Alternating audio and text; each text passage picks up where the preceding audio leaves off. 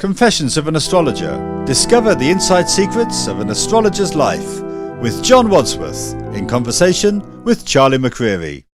Hi, everyone, and welcome back. This is episode 2 of the Confessions of an Astrologer podcast. I'm Charlie, your host, and I'm happy to be back today with John Wadsworth for more conversation about all things astrology.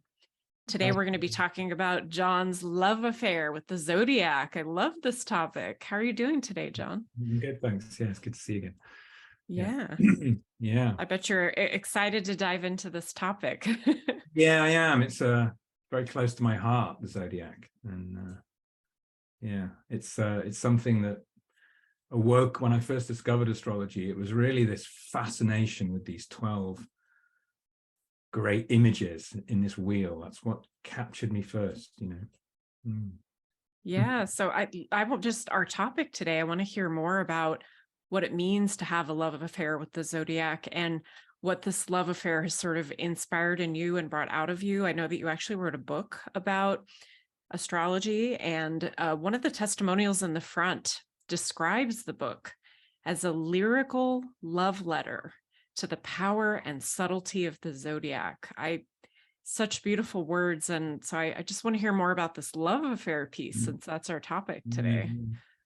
Yeah, this is my book, Your Zodiac Soul, which really comes out of many years of diving deep into the myths and the archetypal themes, the seasonal stories, the old calendars, and really this 12-fold geometry, this kind of solar order, as I call it, this idea that the zodiac carries within it 12 keys to who we are, and that we can journey into these great images, that are there in the sky as the 12 constellations, the 12 great constellations that occupy the sun's path, the ecliptic, and through which the sun, the moon, and all the planets travel through, in their journeys, in their wandering journeys. So yeah. Hard not to fall in love with that, isn't it? For me, yeah, it may seem strange to some people to fall in love with the zodiac, but and it was part of my falling in love with astrology, of course, but it's almost like a different stream. I had this, as well as learning to become an astrologer, it was this deep fascination with the 12 and the 12ness of the wheel. Yeah, that's it. Well, I'm looking forward to diving more into all of that with you today. You touched just now on different types of zodiac, and you actually mentioned that in your book in the notes just briefly. You talk about the Glastonbury zodiac and how it relates to how this work really began for you. Can you tell us a little more about that? Yeah, the Glastonbury zodiac is it's a circle of landscape effigies that are that were perceived in the geography of Somerset landscape in England around the town of Glastonbury, a town, of course, as we talked about before, that carries so much magic, mystery, wonder, the place of the Arthurian legends and all of that. And about 100 years ago, a woman called Catherine Maltwood began to perceive these figures in the maps that she was studying of the area. And initially she was looking for the Arthurian stories. She was convinced that the stories of King Arthur and his knights and the quest for the Holy Grail and all of that those stories were contained in the Somerset landscape around Glastonbury. And so she went looking, she was poring over them. She was looking at all the local legends, and then she saw a lion and come out of the map, and this lion just appeared to her, marked out by a river and some field boundaries and contours in the hills and so on.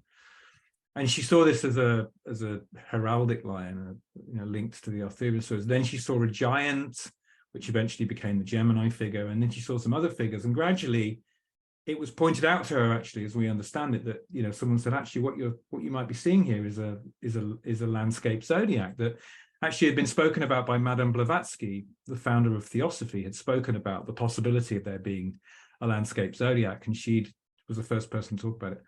And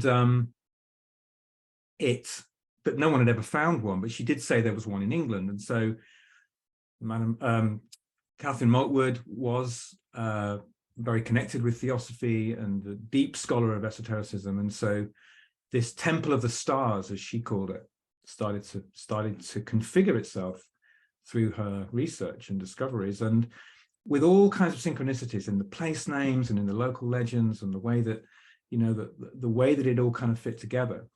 And that was then eventually renamed the Glastonbury Zodiac by the woman who took it on after her, after Catherine died, a woman called Mary Kane, called it the Glastonbury Zodiac. And it's survived. You know, this imaginal landscape map has survived in you know, in people's imaginations here. It's a primary reason now why people come to Glastonbury, to discover it, to journey in it, to pilgrimage in these figures.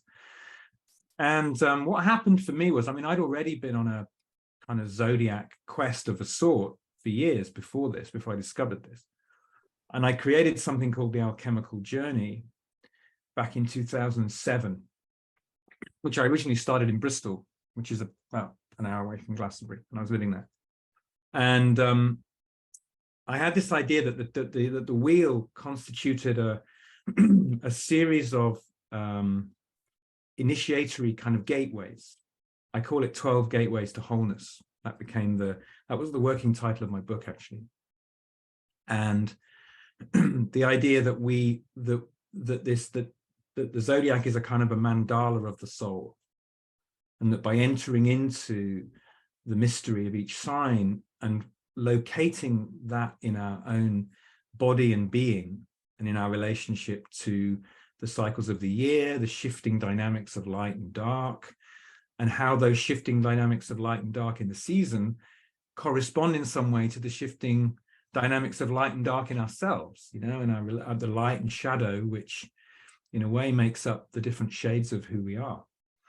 And so I started penetrating deep into this, took a group through a year process where we would spend a weekend just immersed in a series of stories and songs and games and exercises and music and film clips. And I created this whole course where we just based the whole thing around one zodiac sign per month while the sun was in that sign. And during that year, I got various people in to help, you know, kind of built a bit of a faculty around the course. And and one of the people that came in was a friend of mine I was studying with at the time. And he introduced me to the Glastonbury Zodiac. And I was so struck by it. And I'd been to Glastonbury numerous times before, but I'd heard of it, I think, vaguely, but I'd never really encountered it. And then we actually decided to move the whole course, the whole program to Glastonbury and begin pilgrimaging in the signs, in the land, as part of the process. So we kept the name The Alchemical Journey, but we moved it to Glastonbury, and we did that for 8 or 9 years. And the work we did with that, sort of, you know, and all the insights that we got from that process are in my book, which is here, which is Your Zodiac Soul, and which was published in 2018. And I don't actually talk about the Glastonbury Zodiac in the book. I keep it more, you know, open just to the myths and the stories, and I've kind of all the accreted understanding of all of that research and experience. I just mentioned it in a footnote at the end of where it came from, but it's powerful to engage with the zodiac in any way which helps us to integrate something which I think is a deep memory. I think the zodiac is a deep memory.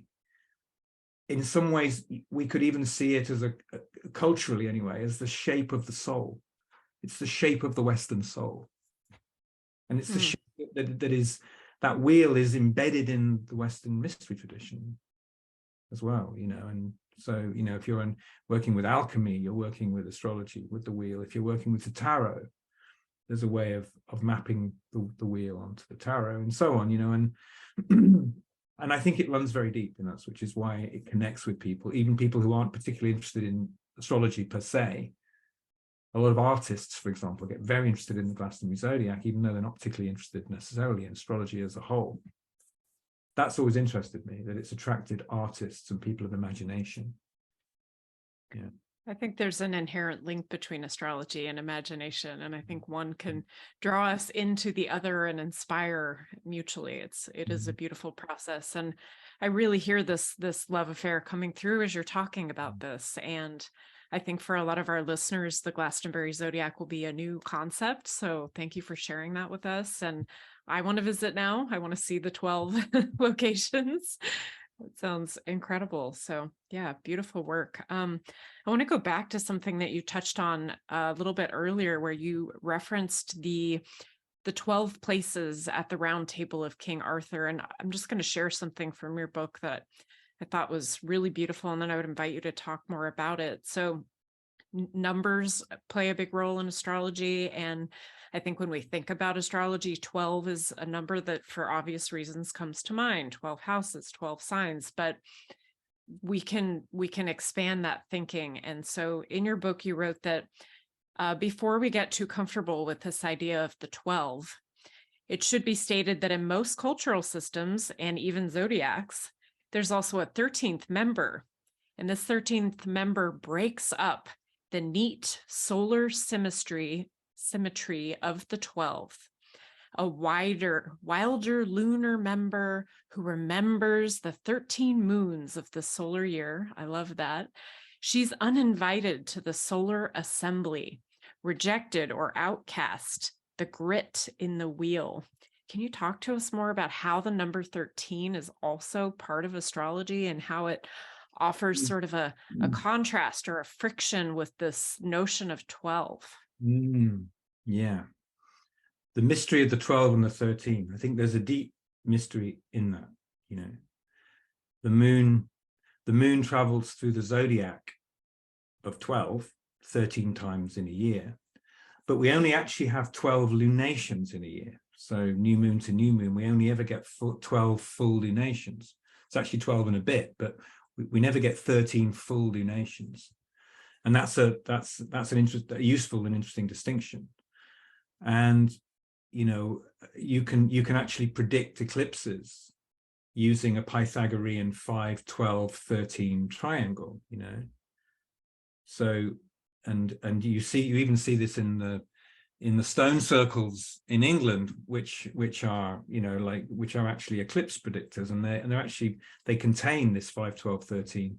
Not all of them, but many of them contain this 5, 12, 13 symmetry within them, and you can use them to actually predict when the next eclipse is going to be, which is amazing. So there's something around this relationship between the sun and the moon, the solely lunar relationship, which is a 12ness and a 13ness. And so the way I played with this idea in the book was that the excluded 13th member manifests as the shadow aspect of each of the 12. It comes in sort of and disrupts the ideal of that sign. So in the way I've written the book, you know, there's a section in each chapter where we have to integrate the shadow aspect of the sign. And the way the book is written, it's not written so that you just read your own sign and that's it. You read it as a journey. The idea is that we carry the all 12 of these images within ourselves, and that we and if we can integrate each one in turn, then we can achieve or return to a kind of a wholeness. That's really the idea. But in order to do that, we have to it's an initiatory process. I call it 12 gateways to wholeness, or 12 initiatory gateways. And in order to pass through those gateways, we have to encounter the corrupted, twisted, or shadow aspects of each sign. And the idea that I play with in the book is that this corruption of the neat idea of the 12 comes out of a 13th kind of energy, which has hidden itself within the 12. And one of the ways that I talk about, I don't talk about this explicitly in the book, but it's an idea that I've developed since I wrote it, is that because we hear a lot about the 13th sign being Ophiuchus. I'll say something more about that in a minute. Being tucked between Scorpio and Sagittarius, because this huge equatorial figure of Ophiuchus has his foot encroaching into the zodiac wheel, right? So, you know, this is the argument for a 13th member within the 12 itself, right? And you know, that's worth discussing. But I think there's a deeper idea, which is the idea that the 13th figure could lie at the very center of the wheel itself. Because the center of the ecliptic wheel, which is different to the center of the equatorial wheel, which is the pole star. So when we look up, because we're oriented to the equator of the Earth, that is mirrored by the celestial equator in the sky. And so when we look up in the sky, we have a pole star around which all the stars turn. That's the equatorial center. But the ecliptic, which is off at an angle to the equator by 23 degrees, that has a different center, which isn't that far from the pole star. It's still in the northern sky. But that is in the center of the constellation of Draco, the dragon. And when you look at the old maps of the depiction of Draco, and in a lot of those old maps, you have the zodiac, the 12 equal segments of the zodiac, the tropical zodiac, radiating out from this center. What you see is that the dragon is depicted as wrapping itself around the whole of the zodiac, almost touching itself, almost like an Ouroboros, you know, the snake eating its own tail. Or not quite, doesn't quite reach up, but it has that idea, and has part of its body in each of the 12 segments of the wheel. Now, I was so struck when I first saw that. I was so taken with that idea, and it made me think of a lot of different myths where because the dragon can also be a serpent. This could also be the serpent in the Garden of Eden, and in the old Christian cosmology, the constellation of Draco was represented as the serpent in the Garden of Eden, with the Garden of Eden being that point at the center of the ecliptic. So, you know, where the treasure is, it was called. It was depicted as a churning mill, like a mill, sometimes called Hamlet's mill, around which, you know, all the abundance and all the life force of you know, everything emerged from that point. And it was such a precious point that the dragon guarded it, you know, it was wrapped around it. So that makes me think as well of the zodiac, the turning wheel of the zodiac. I call it the turning wheel of your zodiac soul. That as that turns, that is like the churning wheel going around and generating the wealth of life. Interestingly, the word wheel, spelled W-E-A-L, is the old Anglo-Saxon word for wealth. So I was also playing with this idea originally, that is this turning wheel of wealth actually this turning wheel of the zodiac actually a wheel of wealth in the deepest sense, not wealth in the idea of amassing and hoarding money, but the idea of wealth as a healthy way to live in a kind of natural abundance with life. And if we live in accordance with that, the wheel of 12 actually allows that to unfold in a kind of natural alchemy. But this dragon, but we can't get to the core of that. And we have without facing the dragon, without integrating the dragon, without acknowledging the dragon and learning to live with that. And it's almost as if the 12 parts of the dragon have embedded themselves at the center of each sign. And we have to face those, we have to face a part of the dragon in each sign as we go around. And I think it's that, you know, it's which is facing the serpent energy as well, you know. So it's kind of, it's a metaphor, but I think it's a powerful metaphor. In the really old zodiacs, like in the Deresi zodiac, which is a very ancient zodiac, or the Bianchini zodiac in Italy, you find a dragon depicted at the center of the zodiac. So Draco is clearly being represented there. And actually, there are only 13 figures on those old zodiacs, and Draco is the 13th figure, but it's in the middle of it, not part of it. So this is I don't know anyone else who talks about this. I think it's you know, it's something I've been developing, and I've got a talk about it, which I have on my website. You know, I've given a talk about this, which you can access there. But, you know, I in a way, I prefer that. I find the whole of Ophiuchus 13th sign thing a little bit of a red herring, because Ophiuchus is so obviously an equatorial constellation. It's a huge figure, and it's midriff, just like the midriff of Orion. It's a counterpart to Orion. Orion sits close to Taurus and Gemini on one side, and then Ophiuchus sits above Scorpio and Sagittarius on the other. You know, they're counterparts. I mean, their myth is totally connected. Ophiuchus, because of Orion was so boastful about his hunting exploits, the Scorpion, which is Scorpio, was sent to kill him.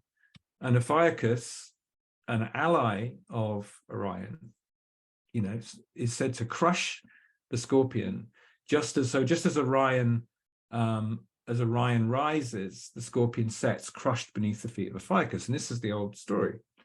So clearly those two constellations are linked together as equatorial constellations. So actually he's just putting his foot into the zodiac to do this thing, but it doesn't belong there. And it was put about by astronomers anyway to try and discredit astrology. It comes out of that. It doesn't come out of any tradition. There's no tradition that has Ophiuchus as a 13th sign in China, in India, or in the old Western traditions. So I'd rather look somewhere else. I'd rather look deeper into, because we have to have a 13th member. It's essential. So I love this idea that it sits at the center. It's fascinating, John. That's really an interesting take on this question of a 13th sign that I wasn't familiar with until I came to your work. So I love hearing more about it. And yeah, the material on your website on it goes more deeply into that. There's beautiful graphics and images showing where all of these constellations are and how they relate to each other. And I would say that you make a really compelling case for Draco in that conversation.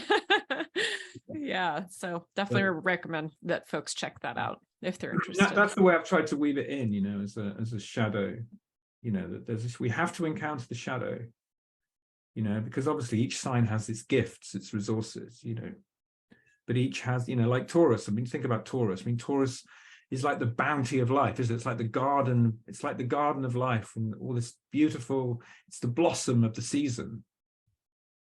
You know, this is the other thing. The other thing about the signs is that they resonate with the season, don't they? I mean, you know, that could be an image of Taurus. Could be the beautiful blossom, sweet smelling, awakens the senses, makes you feel like you're in a kind of garden paradise. But of course, when you've got a good thing, you want to hold on to it. So the shadow of Taurus, where that dragon piece comes in, is that we want to hold on to it. So we become acquisitive. It's mine, you know, it belongs to me. It's like, I'm going to hold on to it. And that comes in very early in the developmental cycle. Taurus is very young in the developmental cycle. It's the second sign. That's the terrible twos, I think, you know, like when you kind of realize that you're not everything, which is the Aries part of the developmental cycle, like everything is me and I'm everything. That point where you realize that you're separate from the world is the point where you realize that actually those things that are not you, you want to have them. And that part of us hopefully develops mostly, but of course it doesn't. There's a part which stays always, and you can see that in the greed, you know, I mean, the shadow of greed, personal greed, collective greed, corporate greed. It's the Taurian shadow. And that's the other thing I've tried to do in the book, is to look at how the personal shadow reaches out into the collective shadow. So with Cancer, for example, which can be fear of invasion, you know, and trying to keep things protected and being overprotective, maybe a little precious even. Because let's talk about Cancer as the sweet spot of the zodiac. It's beautiful, isn't it? It's got that, it's like the honeypot of the zodiac, really. It's kind of, it has this beautiful sense of return, of home, of memory. You know, it's deep, deep, deep soul connected sign. But again, it has this, you know, it's not acquisitive, because Taurus is about growth. The light is growing at that time of the year. Everything is growing. It's that whole idea of, you know, the light accelerating brings abundance. Cancer, at the summer solstice, there's a pause in the sun's journey. It's a turning. There's an insecurity. There's a turning for home. This is how Cancer was seen, as a kind of turning back toward the dark, even though it's at the time of the greatest light physically. It was a turning back, and in that turning back comes in the energy of the moon and the energy of that longing for home, that longing to return. But that overprotective quality becomes culturally a kind of protectionism, I think, in society, right? You could see that as the Cancer shadow. You could see the Sagittarian shadow as a kind of fundamentalism. Yeah, religious fundamentalism. You know, because Sagittarius, the beauty of Sagittarius is that fiery conviction, that knowing.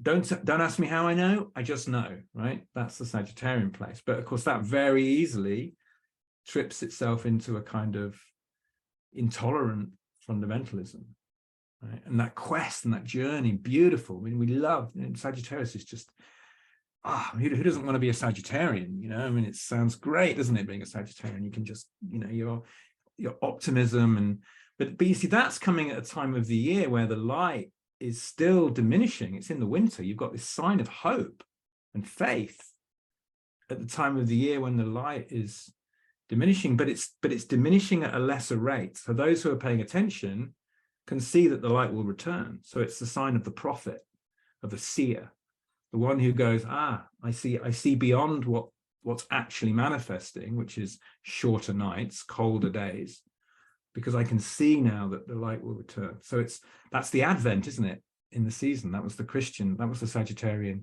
Christian festival, the Advent, which is where we get the word adventure from. The adventure of the year is the promise of the return. The three wise men, you know, the astrologers from the East who come and predict the birth of the Savior, of the Son of God, or the Son returning to the sky, you know.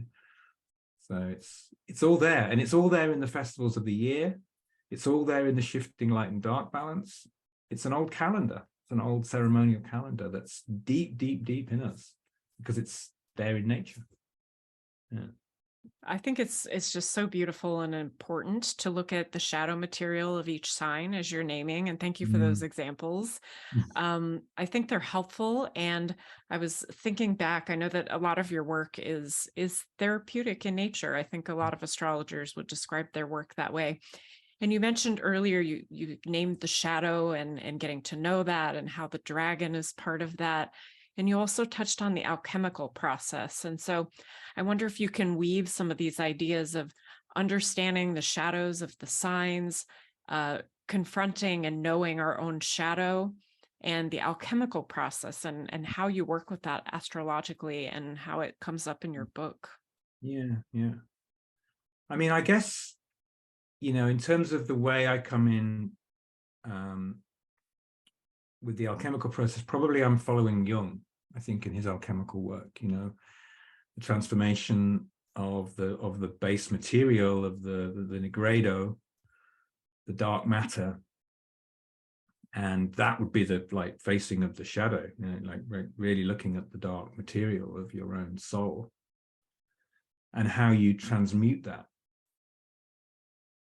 through imagination, you know, and how ultimately that can be redeemed and realized, you know, lead turned into gold, if you like, in a sort of very kind of simplistic way. And so I think that's part of the process, really, that's why for me it's like, in a way, astrological work is shadow work. It shows, you know, and it's like looking into a dark mirror, and you know, what you see there are all the parts that are not part of your propaganda, of the way that you want to be seen, the heroic ideal of who you are. And that's not to discredit the heroic ideal, but every hero has to go through his dark night of the soul, right? Absolutely. It wouldn't be a hero's journey without the dark night of the soul chapter. It really wouldn't. and you have to be broken. You have to be broken in that. You have to be stripped of your pretense, of your, you know, of your idea that you're in some way special. I mean, that's not to say that you're not special, because we're all unique, of course, but, you know, but this idea that we are, you know, we need the mythic image of ourselves, because we need something to aspire to. It's important that we have that. And the Zodiac gives us that. It gives us 12 heroic images. But it also gives us 12 very ugly images. But they're not. I was curious. Yeah, go ahead. Sorry, go ahead. I was just going to say, I'm curious now, when you look at a chart, a natal chart, for example, what are some of the things that you look to help discover with the client what might be operating in shadow for them? And then also, what do you look to in terms of helping them really discover what their hero's journey is? And obviously those are related, but I wonder if you could share just a couple of key points of things that might stand out in a chart that would give us some information and insight into those areas within ourselves. I mean, well, let's just take the sign that Saturn is in, for example. That's going to show you where you've got to, like, you know, you've got to face some of the shadow aspect of that sign, and how it's kind of got a grip on you. And maybe that's some, you know, I think of Saturn kind of as the kind of lord of karma. It's like, this is an area of your life that you need to bring some balance to. And Saturn sign will tell you something about that. But then so will the moon sign. I mean, the moon is where we feel comfortable, and where we, you know, it speaks to what we need and what we remember, and our relationship to our mother, and our relationship as a child, but also where we're still a child. Yes, where we need to nurture those qualities of the inner child, but also where we are still attached and unwilling to kind of grow out of that pattern. So this is why the moon sign will often come up when you're under stress, right? You might be going out with your sun sign and like convincing everyone that you're your sun sign. And then there's some big crisis at work, and suddenly your moon sign erupts into the space. It's like, whoa, I didn't know you were like that. Yeah, you got your nice Libran sun, and then your Scorpio moon suddenly rears its head all over, you know, unbeknown. It was just quietly doing its own thing, and there it is. You know, that's usually it's only your family or your partner who sees that part, right? Moon part. And I don't want to single out Scorpio, because it could be just as unsavory in any sign, particularly if it's under a strong aspect or transit or something like that, you know. So, and I also don't want to decry the moon sign either, because it's just that the moon is not, you know, the moon is it sits deeper in us, it sits deeper in the subconscious. So we're not promoting that part of ourselves necessarily so much. Might be different if you've got the moon at the midheaven or something. I mean, there's all kinds of exceptions to that idea, obviously, but you know, it's what about your Mars sign? You know, you got your Mars sign out there. It's very instinctive. That's what, there's an instinctive drive in that place where that sign is. It's not well adjusted or well cultured, is it? Your Mars place. It's just raw, and like it's where your anger goes. It's where your energy goes. It's where your desire to confront and conflict and compete goes. Very useful if you can channel it in the right way, right? And it's also your sexual drive and energy too, right? So, you know, if you want to move that energy in you and have a healthy relationship with your sexuality, work with your Mars position. You know, with your Venus and Jupiter position, maybe it's a little more, you know, there's your Venus position, you know, what you love, what gives you pleasure, what you desire. Yeah, we could look at it in those terms. Obviously, we're simplifying things because we've got to look at the aspects, and a Venus Pluto aspected person might have a very different way of expressing their Venus than a Venus Jupiter person, for example. Yeah, of course. Absolutely, that would be very, very different. Yeah, very different. Yeah, definitely. Thanks for sharing that. As you were speaking, I had some curiosity, speaking of shadow and things we might look to in a chart to get an idea about people's shadow and what might be in there and the work that they might be invited to do. And I started reflecting on my relationship with the 12 signs of the zodiac, and how there are some that I am more likely to sort of project on or misunderstand or have judgment about. And so I was curious if, especially early in your studies, there were any particular signs of the 12 that kind of eluded you or were difficult for you to understand. And then I'd be curious, given all that we're talking about with shadow work, as you grew into better understanding of that sign, did it uncover any material of your own shadow that was informative? And that was a big question, but I mean, I'd probably go for maybe Virgo. Maybe Virgo was, I think Virgo was a bit of a mystery to me early on. And I think I misinterpreted Virgo. I think Virgo is widely misinterpreted and underestimated as a sign. And I think I did that probably in the early days too, underestimated its potency as a sign.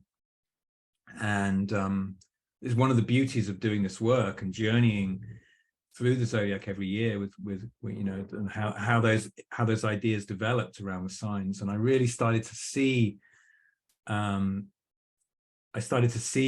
for the powerful creatrix that she is. I actually call her that in the book, you know. And you know, and I got deep into thinking about her as the harvest goddess. I mean, here's a great example of a sign that resonates truly with the festival of the year, with the time of the year. You know, here in the Virgo season is where we harvest the wheat and the corn, and you know, we always hear this thing: you separate the wheat from the chaff. It's part of that process, isn't it? You find what's useful for what. Just like the intestine in the body is filtering out where everything goes. That's Virgo's role, right? We see it in the body, we see it in the season, we see it in the festival, in the harvest festival, or in the harvest time rather, of the year. And so what I began to see with Virgo was just what a powerful sign she is, you know, and what a powerful image that is for us. And I always remember something Bernadette Brady said at a conference once, and it was a conference on the fixed stars, and she said, and she pointed out that there were only 3 female figures in the sky, in the constellations, only 3 female figures depicted, and 2 of them are in chains. and Cassiopeia is chained to her throne, and her daughter Andromeda is chained to a rock, waiting for a man to come and save her. I mean, it's a terrible reflection, but you know, it reminds us what a patriarchal sky we're looking at. But she said there's one figure that's not in chains, and that's Virgo. She is the only free woman depicted in the sky, and that really stuck with me. In fact, I mention it in the book, and it really stayed with me. That and I thought, well, you know, even the Greeks and the Romans, they wouldn't chain up their precious harvest goddess, right? And Spica, the bright star of the Alpha star of that constellation, which is on the wheat sheaf, one of the most auspicious stars in the sky, you know, there it sits, the bounty, the abundance, there she is. And I love the idea as well, you know, of the you know, we have in England we have the corn dolly. So when you finish the harvest, you know, you don't cut the last bit of the grain. You keep it and you make your offering to the goddess. We used to do this in the Alchemical Journey. We would make corn dollies in the Virgo figure and offer them in a ritual to the goddess, you know, to remember, you know, that it's only at her mercy and her benevolence that we can sustain ourselves. And that's a bit of a different image, isn't it, than the sort of nitpicking secretary that we're kind of given as a cultural image of Virgo. Definitely. And I think it's easy to lose sight of all this association with agriculture and even abundance, the filling the cornucopia that time of year that Virgo can really be about. So yes. So. We also have, you know, patriarchal myths, creation myths, you know, of a male god who you know, creates the world from his own seed, you know, who, you know, in Egypt there's a creation myth of the male god who masturbates the world into being. Like, it's a terrible image really for a creation image. But then we think about Virgo and the parthenogenesis of Virgo, the virgin birth, right? It's another idea, isn't it? That she kind of, and I love that idea of the parthenogenetic regardless of, you know, the biology of that. Just to think of it as a you know, and really to balance that out, we have a creatrix who actually didn't need a male you know, a man to impregnate her in order to give birth. Okay, she was, you know, and this idea of the priestess as someone who is actually preparing themselves inwardly to receive the divine seed, you know, that's a different idea, isn't it, than you know, we have so many images of gods raping young women, and that's, you know, and that's how they, you know, that's how you end up with this race of kind of demigod figures and heroes and so on. But what about the priestess who is, you know, powerful in her own right and prepared to receive the divine seed? That's a very different orientation. I think these kinds of images are, you know, I go into this and talk about some of these stories in the book, and I think that's a powerful reinterpretation of Virgo, yeah, and one that, you know, I had to learn that because I really didn't have that when I started out. Virgo was a mystery to me. Thank you for sharing that in the true spirit of Confessions of an Astrologer. Yeah, right. Thank you for the vulnerability of sharing that. Yeah, I think Virgo gets projected on a lot, and I think a lot of us tend to emphasize the shadow of Virgo more than its gifts. Whereas some of the other signs, I think the tendency, it's a little easier to celebrate them. You were talking about Sagittarius earlier. I think that's the opposite. We tend to just see all the potential, the wisdom, the sage. I think of the sage as Sagittarius. So yeah, it's interesting to notice which signs we tend to emphasize the shadow versus emphasize, you know, the polarity of that. So really interesting.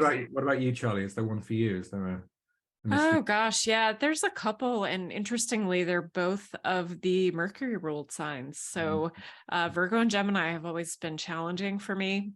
Ironically, I have Mars and Gemini in the 7th, and I have a Virgo midheaven. So there's, you know, growth and work for me to do on both of those signs. And I think, as you were naming earlier, there's kind of a tendency to view, for me, both of the Mercury ruled signs as kind of just really busy gathering little pieces and sort of not necessarily knowing what to do with them. And so I think I have other placements in my chart, Sagittarius rising, that are like, okay, what does it mean? What are we going to do with it? Like, let's do something with it.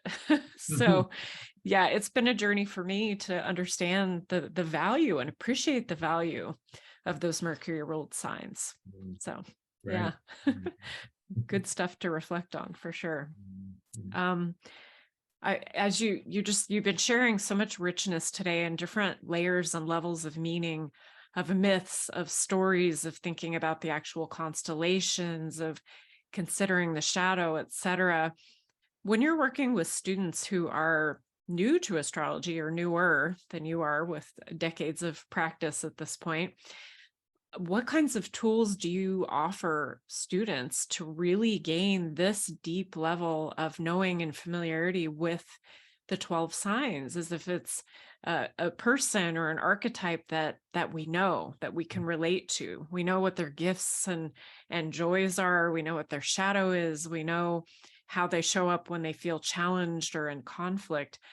What are tools that you use as a teacher and a consulting astrologer to help others gain that depth of understanding for themselves? Well, and I think I'd probably say through an inquiry process, through questions. I mean, I'm an astrologer who likes to ask a lot of questions of a client. I don't just want to sit there and talk for 90 minutes. It's not. There's a limited value in that, I think, and it can really create a kind of hierarchical relationship if you do that. So, I want to. I think, asking, if you can ask the right question informed by the astrology, so it's not just a generalized question that you'd ask anyone, it's a question that you've kind of crafted in your mind, inspired by something you've seen, that can turn a key for the person, and it can open up a new insight, a new perspective. And so that's the way that I would approach it in a session, in a consultation. I would pull, and probably I would pull an image. That question would be probably a composite question that has some imagery around it. around a particular theme, because often when I look at a chart, certain images, certain characters, certain mythic themes seem to reveal themselves. And so I will sometimes take someone into a story, and I'll maybe even, you know, give them the highlights of that story just to, as a way in, and see where they sit in relation to it. I love story for that. You know, there's, you know, when we hear a story, often there's a place in the story or a part of the story that kind of, that snags us, that bothers us, and that like, ooh, that's a bit close, that just got in. And that's something that I like to just explore. And I think, you know, myth has this wonderful capacity to give us a bit of distance from what's right in the urgency of our crisis, of our situation that we're with. And the myth allows us to step back from it a little bit and look at it in a more transpersonal way. I think that can be very, very helpful. I think the transpersonal approach can be very, very helpful in that way. And that's what I do with the astrodrama and the astrological theatre. You know, it's like we connect in a bit more with the collective experience, and it takes some of the heat out of the intensity of the personal experience. Because, you know, when you're in the heat of that, you think you're the only person with that issue, that there's and yeah, it can feel like that, can't it? When you're in a real crisis, you think, oh, this is hopeless. You know, because you can't make good decisions when you're too close to something. And I think astrology can help with that. And that's not to diminish or bypass the deep significance of it. Far from it. I think it's to go deeper into it, to look at what's underneath it, to look at the layers that lie underneath it. I think that's the great value that we can bring as astrologers, is to introduce more depth. And I think ultimately that has more value than trying to kind of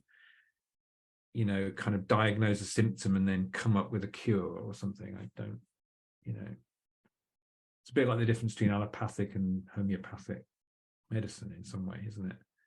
I'm more the homeopathic route. Like, how do we, what are the deeper resonances here that we can uncover this, help to uncover this situation? Where does it originate? I always want to know where something originates in order to understand what it is now. That's very Cancerian, actually, as a medicine. That approach, very lunar in a way. It's like, let's go back. This may be happening now, but it didn't start this minute, or it didn't start last week or last year. This started way back. Where is this? Where does this come from? Yeah, absolutely. That's beautifully said. And in addition to our shared love affair with the zodiac, we both have also a shared love affair with mythology. And right, exactly. I just want to affirm and state that I share a lot of your views about that as well, and how the study and learning and engagement with mythology can help us feel less alone, especially when we're navigating those dark night of the soul moments. Right.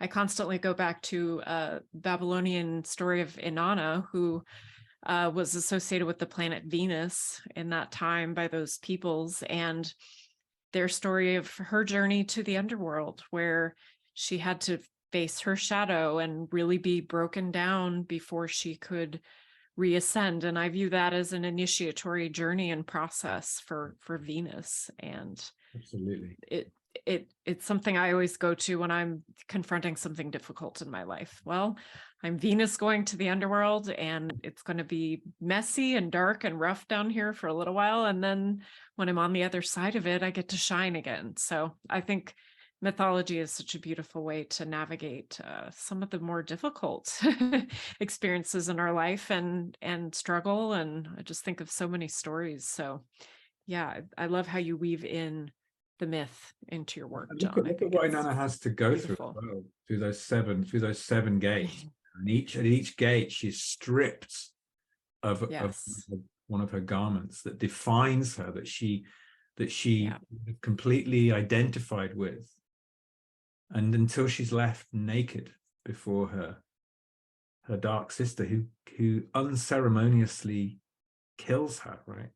She hangs her on a hook for 3 days and 3 nights. 3 nights, and then only through the help of the most unlikely sources is she restored to life. There's no There's none of that dignity of the upper world that she's used to. She has to go through and be torn to shreds. And only then can she return. But when she returns, she's more powerful than she ever was before. The power that she has then can last and can sustain in a way that it couldn't before. Yeah, it really is such a, I said it before, but an initiatory journey for Inanna, just as it is for any of us who go through an experience that's that difficult, where suddenly the things that we thought we could rely on or have access to, resources, are not there. There's a level of surrender and letting go that happens, and then often unexpected help comes. Something, some spirit, some force helps us in a way that we never expected. And through that process, and you've talked today about medicine wheel and alchemy and so many beautiful ways of contextualizing these cycles and rotations that we all experience over our lifetimes. And I think it's just one of the many magical and beautiful things that astrology can offer us. So yeah. Thanks for sharing. I love that Inanna came into our conversation today. We talked about the hero's journey, but this is the deeper feminine journey, which has many different aspects to it. And it's, we need to, that has to be absolutely included as prime material for anyone who really wants to go through that initiatory journey. I think it can be easy to get overly focused on the solar hero's journey, the 12 aspect of the cycle, versus, as we started our conversation today, talking about this lunar, disruptive at times energy that adds some friction to that, challenges that narrative a little bit. So I think that bringing in some of these other stories really creates a balance for me as someone who studies mythology as well. So the descent, we have to be prepared to descend. Otherwise, if you don't go down, you can't really be trusted.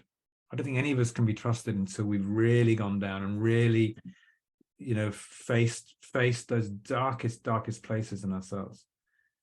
And that initiation was the structure of all indigenous cultures, and it's glaringly absent in our own. And we're suffering and paying the price for that.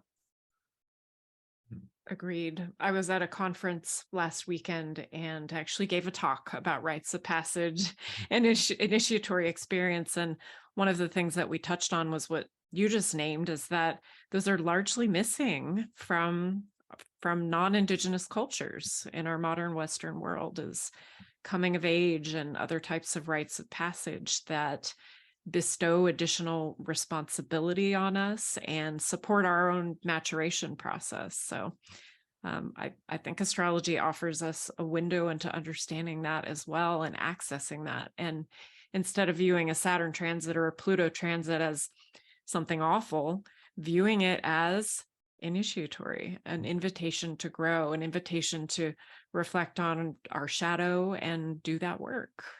Would you agree? I would totally agree. I would completely agree. And shadow work isn't about pointing out to other people what's wrong with them. That's just normal. That's what we normally do, right? It's about, because sometimes when you get that, you realize, it's all about my mother. It was, you get it at the beginning of it. It seems like now I can really tell her what I think of it. That's not it. That's just the beginnings of the realization. And then you have to turn it back on your, in order to actually go through that journey, you have to take responsibility for the projections, and you have to take those back. And that's uncomfortable, because we're very invested in how we appear, in the image that we have of ourselves. And if we have a fragile relationship to that can be immensely difficult to do. Most of what we try and promote about ourselves is to do with looking good and being right, I guess. And the shadow will undo and undermine that. Definitely. And I think the ego, by definition, it wants to protect itself. It wants to maintain its integrity. Who am I without my sense of who I am? And the moment we go into an initiatory process, whether one we've chosen or one that's just happening to us, that ego becomes threatened. And I think for a lot of us, going into projection is a way to take the focus outside of here and put it somewhere else. So that's a huge part of doing this work, is just It's inevitable. perceive. Yeah.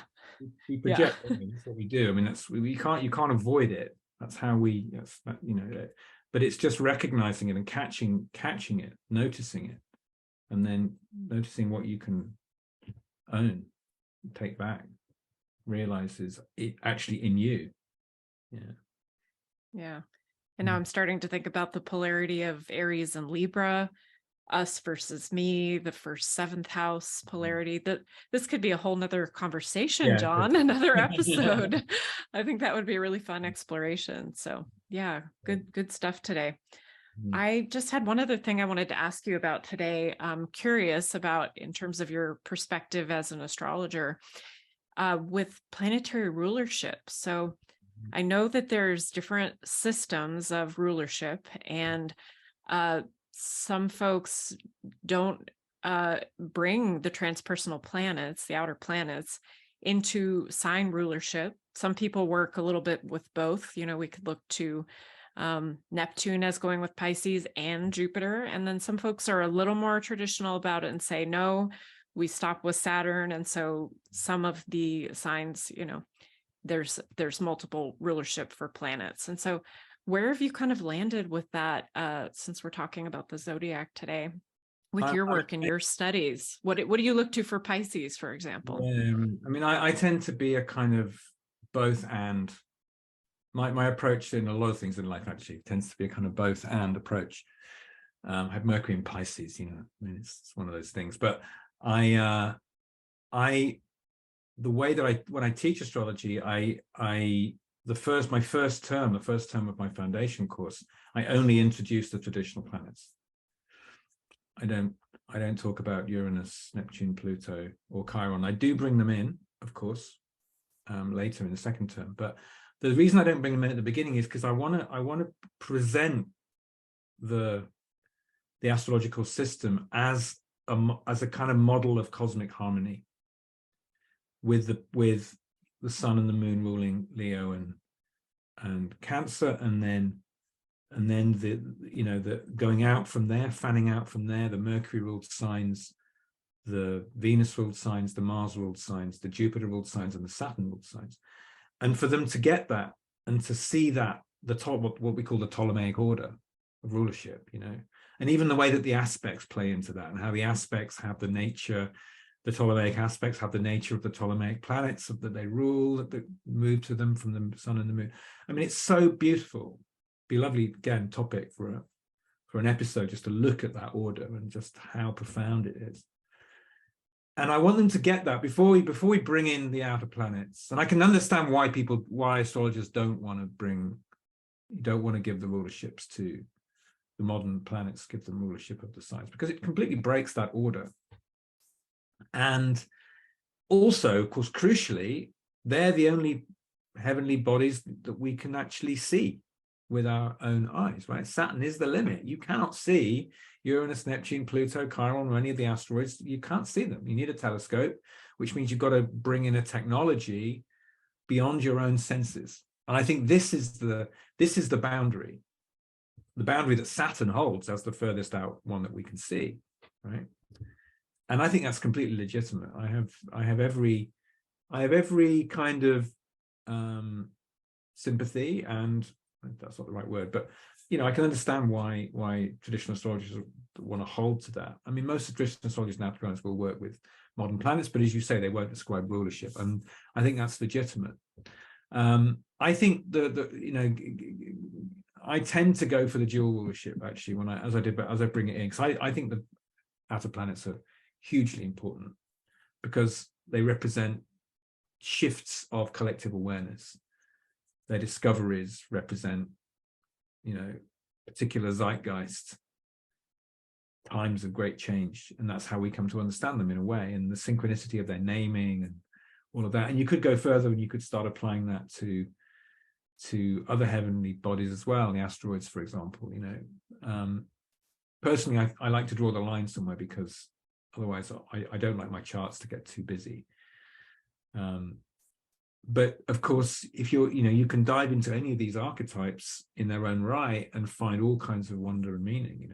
I find that whenever I bring in a new archetype or bring in a new asteroid, I'll find all kinds of incredible synchronicity in their transits, and it's just like, oh, here's another image coming out of the unconscious that wants to speak to me and like be included. And I totally get that, so.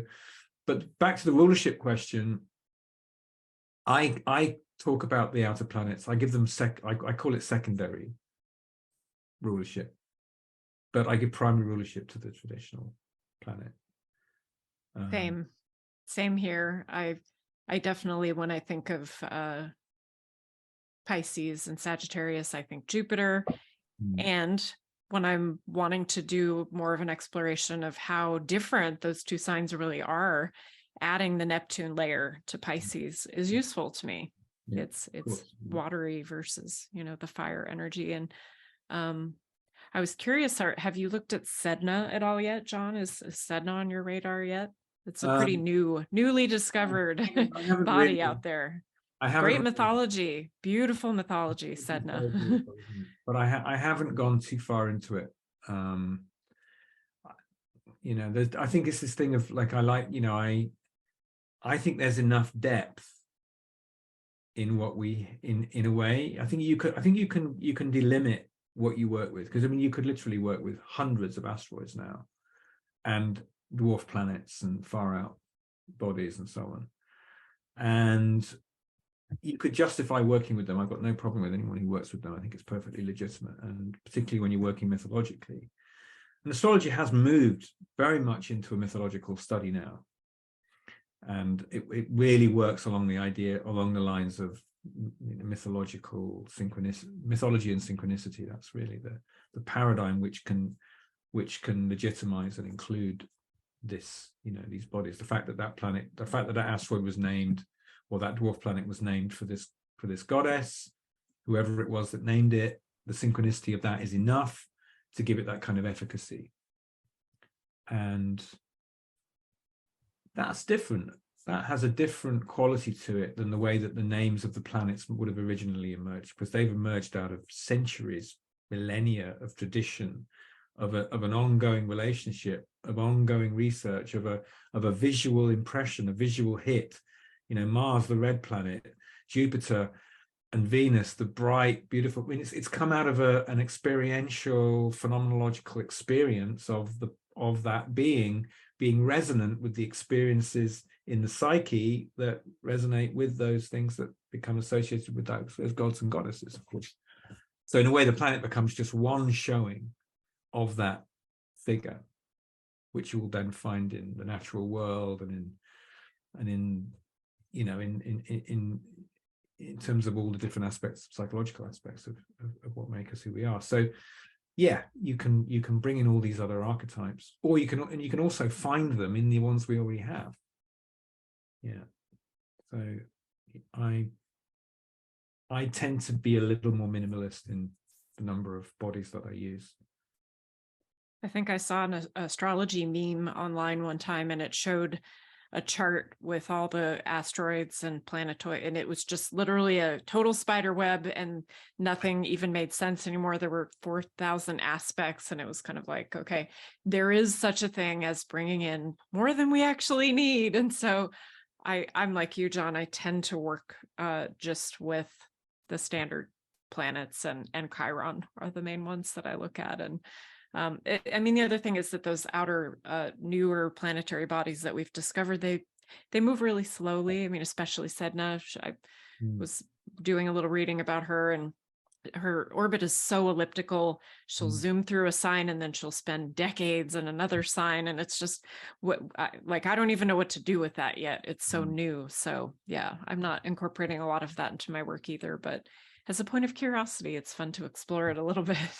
when they're passing so far above and below the ecliptic path as well, you've got to ask. Yeah, that too, for sure. Yeah. But so if a client comes with and they're really taken with a particular asteroid, then that asteroid has come visiting, right? So let's work with the myth of that if that's important to them. And of course I can do that. I would do that.